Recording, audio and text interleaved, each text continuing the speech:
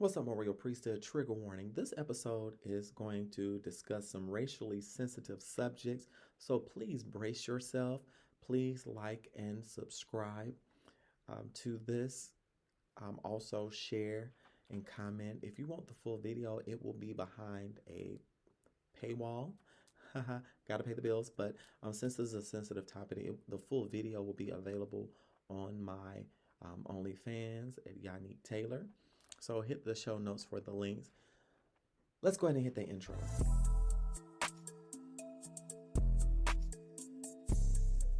Race play. This is an area of BDSM that is controversial. What exactly is race play?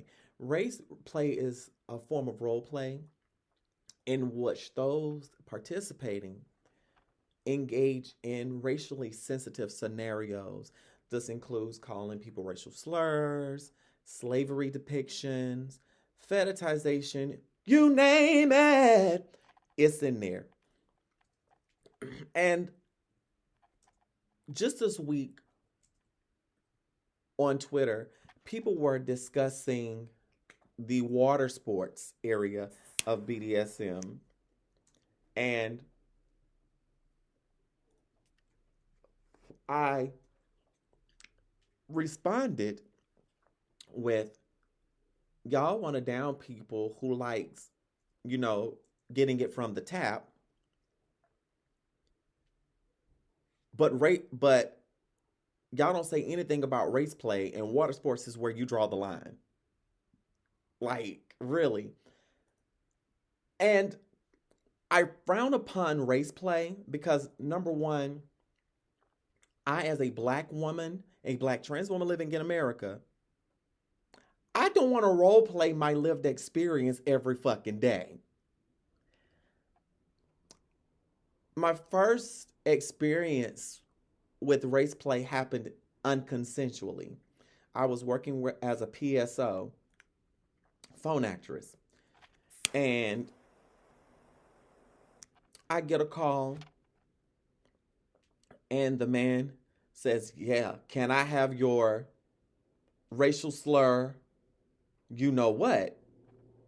And I immediately hung up the call and reported the profile. Because I'm like, number one, I don't do race play. And I've had to put that on several of my PSO profiles because some people will just assume that because you're black, you want to be called that. No, honey, no. And I am judging you if you are a person of color and you participate in race play, because why are you acting out that trauma? There are some traumas that you need to talk to people professionally about instead of acting that out. I don't believe in kink shaming, but I'm going to kink shame this one.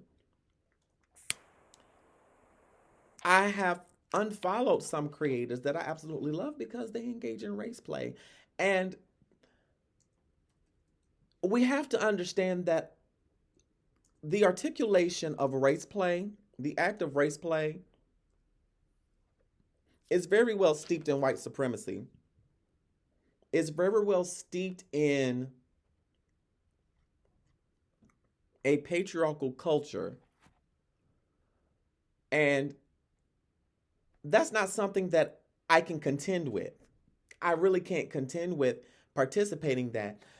Also, when I look at the interracial porns where it's a group of black men that's topping a white girl or a white man or whomever, and I'm like, this is playing into the Mandingo stereotype. Y'all know what I'm talking about, where it's the big black man and, oh, he's the bee's knees. I want that big black piece of meat. And even when I see my black content creators, that's all they do is get gangbanged by non-black people and allow the disrespect. I'm frowning at that because you're playing into these different stereotypes. And then let's talk about the women. We understand that during slavery and colonization, that, of course, that's where the Mandingo stereotype comes from, but also the sapphire complex, where black women are seen as overly aggressive, overbearing, and that, you know, we're the nagging type and we just run everything. And we see this, we still see black women being treated like that to this day. I think about how little black girls are treated. Yes, I see how little black girls are treated, and even queer kids. We are treated under the actually the Sephiroth stereotype, but no one wants to talk about that. And this is why I really do not like race play. And we see race play, it don't have to always be with the slurs, but it's just the insinuation that they're fetishizing this particular person because they are black. And that is the area of sex and sexuality and kink and BDSM that we are working hard to change. Now, with race play, I it's not only just with the slurs and enacting it out, but there's an element of race play even in dealing with white individuals that are interested in what you do. I recently had a gentleman enter in my inbox saying, "Oh my gosh, you're so beautiful. You're a black goddess." I kind of already knew where this was going. He's like, "Oh my gosh, I love you so much. I love black dick. I love black trans women." And that was all the messages were. And that was so uncomfortable for me that I just stopped responding. I'm like, number one, I know you are, easing your hormones while you talk to me, number one. Number two, if all you can see is my blackness and not see my humanity, I can't engage with you. Now, if you're going to fetishize me, at least fucking pay me to fetishize me. Then we can discuss. But regardless, I'm going to set hard boundaries. Like, you can just call me goddess. You don't always have to say black. You don't always have to say I love you. Have a regular fucking conversation with me. And I realized how the Sephiroth type affects me as a black trans woman, because immediately it's automatically assumed that I'm a dom. While I am a sensual dom, I am also submissive. I am a switch. There's more to me than the dominant aggressive personality. And I recognize that the sapphire type and the Mandingo type both affect me because I am a woman who happens to have male parts. And of course, they look at me like the Mandingo Sapphiric type, and I'm going to dominate them. And it's nothing more agitating than having an unseasoned heathen in your inbox acting entitled to your time because they are white.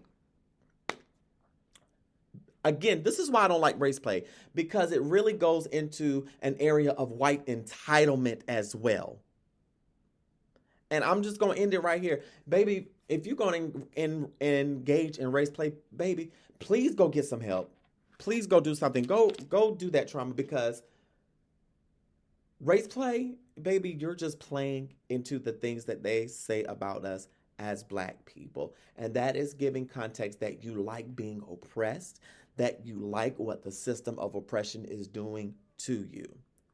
I'm done. Live, love, and be free. Smooches.